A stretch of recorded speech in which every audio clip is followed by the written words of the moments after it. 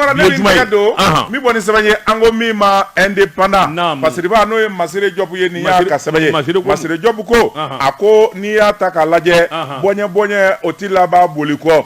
MSA ale o ye sɔrɔdasi jɛkulu ye minnu ko u faso ti tila u la wa u bɛ wuli ka jɔ kɛ ni ka faso lakana olu ko Mali ti tila sɛbɛnnikɛla ko a ko kɛlɛba de kɛra Ansongo marabolo la dugu min bɛ yen n'o ye Talata ye Bamanji dɔw bɛ yen État islamique Grand Sahara EIGS olu ni MSA ni ɲɔgɔn cɛ kununko alamisa don septembre kalo tile 8 Yankadi ni Yeye fɛn min ye État islamique Grand Sahara o y'a sɔrɔ u kɛlen bɛ ka MSA gɛn ni ka dugu minɛ tile 2 fɛn min ye Talata y'a minɛlen bɛ maa ti don maa ti bɔ dugudenw busa bere o de b'u bolo n'u ye maa min sɔrɔ u b'o dasi n'i y'i kulo gɛlɛya u bɛ marifa ci la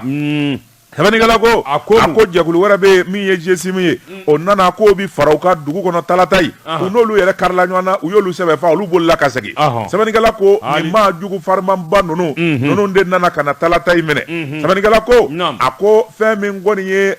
arabado septembre kalo tile 6 dugu kɔni kɔnɔna na bɛɛ lajɛlen de nana ka na dugu minɛ ka araba kɛ ka alamisa kɛ sɛbɛnnikɛla ko u ye tarata kɛ ka araba kɛ alamisa don sɔgɔma fɛn min ye armée kule k'a bɔra MSA fɛ k'a fɔ armée a ye dɛmɛ don a ma Yankadi ni Yeye État islamique Grand Sahara avion n'o ye armée ka kaza ninnu ye ka taa fara Albatros kan n'u ko vigiw loyi sɛbɛnnikɛla ko yɔrɔnin bɛɛ fɛn min ye Bamanjiw ye yɛrɛkɛ daminɛ u yɛrɛkɛlen fɛn min ye Bamanjiw k'u minɛ kelen k'u kunkolo tɔtɔ k'u tɔ lase armée y'o de kɛ nin ka di ye sa pembele jele kala k'u tɔ lase ndola k'u kunkolo tɔtɔ sɛbɛnnikɛla ko armée y'o de kɛ dugu n'o ye Talata ye k'a fura k'a jɛ fɛn min ye MSA ye k'a f'u ye a y'a jɔ aw jɔnɔ na wa o dɔrɔn tɛ koyi armée labɛnnen bɛ n'u y'u kun bɔ sanga ni waati a ye ci bila an ma an bɛrɛnnen don sɛbɛnnikɛla ko a ko n'i y'a ta k'a lajɛ fɛn min ye nin yɔrɔ in ye a bɛ fɔ ne ma zone des 3 frontières fan min ye Burkina fanfɛla ye Bamanjiw ye yen bila u yɛlɛmalen bɛ Niger fanfɛla in na o tuma armée bɛ wuli ka jɔ bɛɛ lajɛlen de la min bɛ se k'a t'u ka kunbɛn sabula dugu min bɛ yen n'o ye Talata yi ani Tesiti n'u y'o minɛ u bɛ fangaba de sɔrɔ o tuma kɛlɛ bɛɛ bɛ yen de nɔfɛ an bɛ don min na ko bi terroriste bɛɛ tunda bɛ yen kan armée bɛ k'u faa cogo min a bɛ k'u faa ten sɛbɛnnikɛla ko État islamique Grand Sahara u dɛmɛnen bɛ maa minnu fɛ o ye Faransi ye ani MINUSMA ye o tuma wuli ka jɔ ka kɛ joona min bɛ se k'a to olu ka kɛlɛ an ka jamana ka k'an da ye kunnafoni filɛ nin ye an ye min bɔ indépendant kɔnɔ a ka bi bɔli la jamana in kɔni kɔnɔ te min bɛ min a ka ca nka te ɲuman 2 de bɛ yen fɔlɔ te Zara filanan Koyima te Baramuso te banna o a tɔ bɛ jiri te Filɛsa bɛ dɛ cɛ ka pub k'a ka feerefɛnw lakodɔn Laba Tunkara bala cogo bɛ di Josi Seydou ni maa y'i seko bɛ kɛ i kɛɲɛko laban bɛna jɔ i ɲɛ kaki siga t'a la Madi Sudi k'a dɔn n bɛ n bolo bugɔ ka don bi bɔ ni sɛbɛn ye sɛbɛn min n'u k'a ma ko lesor ɲɛta sɛbɛnfura nin y'a bolo ko siɲɛ 10,996 Josi Sudi k'a dɔn Sifma ye cakɛda ye min bɛ dugukolo baara min bɛ so jɔ a bɛ nin baara in na a ka ca san caman ye jamana kɔnɔ minɛn ma denkɛ ka jɛgɛ a bolo ale ye sojɔladen ye socila tɛ Société immobilière et foncière du Mali u k'a ma Sifma Josi Sudi k'a dɔn wulikajɔ ni jateminɛ bolo kan jamana in gɛn bɛ bingan jamana de ye ani bɔsindigi la kɛnɛ karakaba min ye wulikajɔ ni jateminɛ ye Sifma ani Bamakɔ kafo n'o ye gouverneur ye a n'o bi ɲɔgɔn na ani commune sabanan mairie u bi ɲɔgɔn na a bi waati bɔ ani conseil de quartier min ye sokɔnɔfin awa min gogo min ye wulikajɔw ye a ko i b'a ye k'a fɔ kabini san 2003 san 2006 yal'o tɛ bi ye dɛ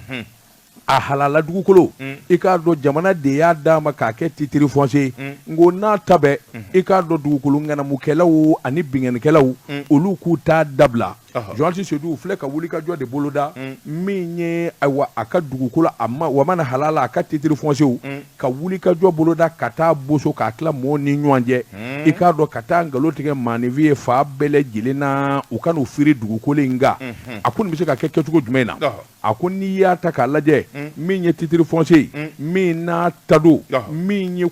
kulu min n'u k'a ma ko ayiwa Kolimaɲi kulu ni dɛ kɛ o fanfɛla in de don a Kati sira la centre émetteur yɛrɛ a n'o ma ja a ko a bɛrɛta min ye kabini ko in daminɛ wulikajɔw kɛra sabula arène numéro 20 min kɛra janvier kalo tile 26 san 2022 chambre civile de la section judiciaire min ye cour suprême du Mali olu ye wulikajɔ kɛ kɔsa in na sa kiri caman de kɛra i k'a dɔn nin yɔrɔ in ko la awa a bɛɛ lajɛlen dajara la kiiri kɛ o kɛ u bɛna deli kɛ walima u bɛna kuma wɛrɛ fɔ walima u b'u ɲɔgɔnmatu ta ka taa kiiri wɛrɛ kɛ nka seyi kiiri banna dati don a la min na o ye nin ye sɛbɛnnikɛla ko i k'a dɔn kiiritigɛlaw ye yamaruya di SEFMA ma maa o maa t'an bɛ sangaso jɔ walima ka t'i banba yɔrɔ in na a y'i walo ka bɔ yen sabula i ta i ka yɔrɔ ye Allah Jean Sedou makari ko filɛ nka n'i ye ko ta k'a lajɛ tulogɛlɛya bɛ maa se ko ma sabula min ye SEFMA ye kabini ayiwa mairie bara ka yɔrɔ in di commune 3 mairie n'a bara ka yɔrɔ in di mɔgɔ ma a ye cili kɛ ka kangari da a ye sabali a ye sabali mairie b'a fɔ ko n'i y'a jɔ ka ban k'a tɛ se ka awɔ mairie b'a nɛgɛden mairie b'a nɛgɛ a bara ka nkalon tigɛ a ye a bara ka asu k'a ko la sabula ale bɛ tila k'i fori ka bɔ a kɔrɔ i k'a dɔn a ti ɲɛ aw ye wari ɲini n'a ye ne yɛrɛ ye wari ɲini n'a ye n ye n ka yɔrɔ san i k'a dɔn sancogo ɲuman na a sɛbɛnfuraw bɛɛ lajɛlen jɛlen don nka ka taa aw nɛgɛ ka yɔrɔ d'a ma n'a ma jan don a yɛrɛ la i k'a dɔn ayiwa min ye garijɛgɛ ɲini kojugu i laban bɛ bi dɔ garijɛgɛ da dɛ Jɔn Sodi k'a dɔn nin damanda kangari dun dara dɛ wa yɔrɔ in virela fonctionnaire commerçants artisans sɔrɔsiw yɛrɛ dɔw bɛ yen olu ta b'a la usine baarakɛlaw hali maliyɛn dɔw bɛ jamana ko kan olu taara yɔrɔ in feere nin bɛɛ ma sɛbɛnnikɛla ko balila yɛrɛ jumɛn b'a la dɔw yɛrɛ taara fo titiri wɛrɛ dilan i k'a dɔn langolo titiri kan o bɛ kɛ kɛcogo jumɛn mairie don dɛ a ko n'i y'a ta k'a lajɛ min ye san 13 SEFMA jamana den don a wɛrɛ ye nafolo ɲinina ye san 13 k'a kɔli a k'an ka wari fɔn fɔ sɔrɔ walima a b'a fɛ ka baara fɔn fɔ kɛ nin tɛ bingani kɛnɛ ka karaba ye wa o bɛ ɲɛ wa Jɔn Sodi k'a dɔn an kana bin ɲɔgɔn kan a ko nka SEFMA ye hakili ɲuman sɔrɔ ni ka wulikajɔ bolo da a ko maa minnu bɛ yɔrɔ la hali n'a sɔrɔla jalaki bɛ bin u kan maa minnu y'u su ka taa yɔrɔ ni fɛn feere u ma ale tɛ dugukolo cila ye ale tɛ maa ka so cila ye ale na hakili ɲuman ɲini ayiwa min bɛ se k'a to ko in bɛ ɲɛ cogo min na maa si kana dɛsɛ ayiwa maa si kana tɔɲɔ o de la a ye jɛkulu dɔ sigi sen kan ka hakili ɲuman dɔ bɔ k'a bin u ko min ma SEFMA hakili ɲuman Jɔn Sodi o ye mun ye o de ye ka yamaruya di kɛ ka wulikajɔ kɛ maa o maa n'i bɛ yɔrɔ in na Jɔn Sodi k'a dɔn a ɲɛ ka se ka dɔn Jɔn Sodi sabula ale ta a ka yɔrɔ in namara t'a la kabini 2003-2006 jamana de yɔrɔ feere ale ma n'i nana masumalen n'u y'i nɛgɛ ka taa nin d'i ma i k'a dɔn u y'i bila ayiwa kɛnɛ langolo de la o de la yɔrɔ in dabɔlen kun don min kama Jɔn Sodi o de ye ka yɔrɔ belebele jɔ Bamakɔ min ni ayiwa i k'a dɔn fɛn bɛɛ lajɛlen bi kɛ a yɔrɔ kun min labɛnnen don a kama a ka ɲi ni ACI ye Jɔn Sodi k'a dɔn o dabali de tigɛlen don nka n'a ma ɲɛ n'a kɛra nin cogo in ye hakili ɲuman bolo kan an bɛɛ ye jamanaden ye i k'a dɔn n t'a fɛ ka fanda tɔɲɔ n t'a fɛ ka dɛsɛbaatɔ tɔɲɔ nka n fana kana tɔɲɔ dɛ Jɔn Sodi o hakili ɲuman de taara i k'a dɔn SEFMA a baarakɛlaw a ɲɛmaaso fɛ ni ka wulikajɔ bolo da min bɛ se k'a to bɛɛ lajɛlen bɛ nafa sɔrɔ o de la a nana a fɔ cakɛda min sigi o kalifalen bɛ géométrie expert dɔ ma min agréé don o de ye Amadu Sumare ye ale yɛrɛ kun ye ordre des géomètres du Mali ka président ye Jɔn Sedou i k'a dɔn a ka cabinet tɔgɔ de ko CTA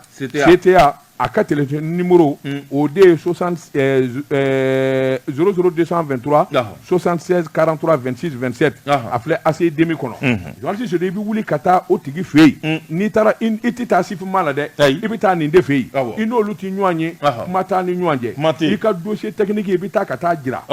n'i k'a dɔn ne ye yɔrɔ san nin yɔrɔ in na walima n ye nin so in jɔ a bɛ nin yɔrɔ la o tuma i n'o de b'o lajɛ nka 1,500,000 ni 500,000 i b'o sara na u bɛ t'i ka yɔrɔ lajɛ Jɔn Sodi k'a dɔn yɔrɔ in n'a sɔrɔla ayiwa olu ye plan min kɛ n'a bɛ jiboli sira la walima a bɛ sira kan n'a kan ka ayiwa yɛlɛma ka taa cogo min na walasa i kana tɔɲɔ u b'o kɛ Jɔn Sodi k'a dɔn o ye arrangement ye sa dɛ wala arrangement da o ye a kan ka ci de o a kan ka ci nka ale t'a fɛ ka cili kɛ ka tiɲɛni kɛ jɔnni sodi k'a dɔn a wa banki numéro bɛ yen wari in bɛ bila o la n ko n'a ta bɛɛ n'i ka yɔrɔ sumana k'a lajɛ sifinma tun b'a fɛ ka yɔrɔ in feere hakɛ min na o fana bɛ f'i ye i b'o fana wari sara jɔnni sodi k'a dɔn o bɛ kɛ sababu ye min b'a to i ka yɔrɔ tɛ ten i bololankolon tɛ bɔ n'o tɛ min kɔni ye wulikajɔ ni jateminɛ a yɛrɛ sɛgɛnna sa san 13